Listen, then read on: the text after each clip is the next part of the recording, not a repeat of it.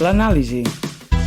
Bueno, doncs el Levante Las Planes acaba d'ascendir aquest any amb el partit aquest eliminatori contra l'Espanyol de Ret Iberdrola.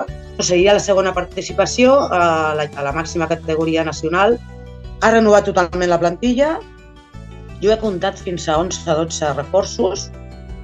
Podem destacar a la Maripaz Vilas, que ve del Betis, ex-València, ex-Espanyol, una nou amb gol.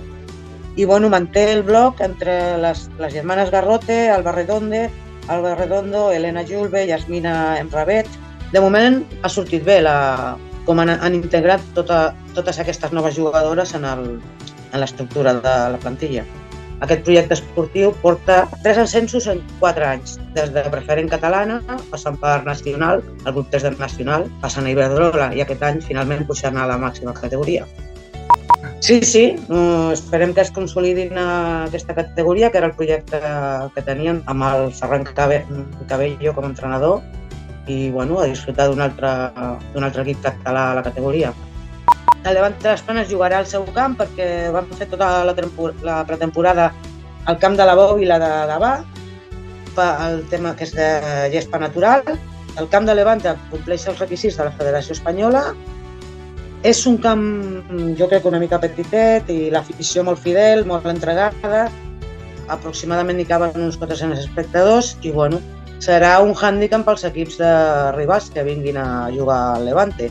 I segurament, bueno, esperem, com una petita avantatge per al Levante, per aconseguir els punts de casa. Suposo que el Levante anirà aguantant el resultat, l'empat, el Barça tindrà la possessió i intentant aprofitar les seves ocasions.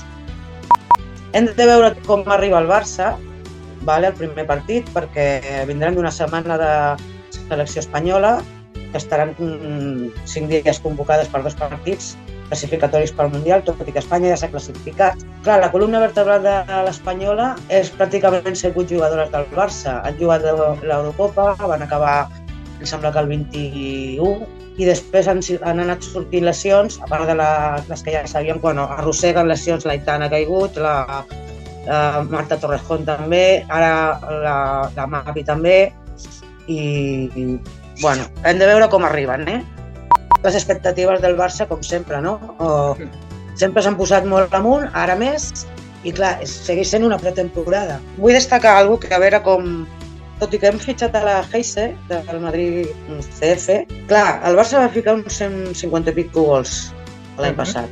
Resulta que 70 gols són de gent que ja no hi és. Osoala, lesió. Jenny Hermoso, que s'ha anat a Mèxic. Osoala, 20 gols. Jenny, 16 a Mèxic. La Lique, 16 al Paris Saint-Germain. L'Alexia, 18 de lesió. I la següent golejadora ja tenim la Clàudia, amb 14, Clàudia Pina. És veritat que, clar, de 150 i pico ens queden 80 gols que han ficat la resta de jugadores. Però bueno, no deixen de ser 70 gols que a veure com ho supleixen, no?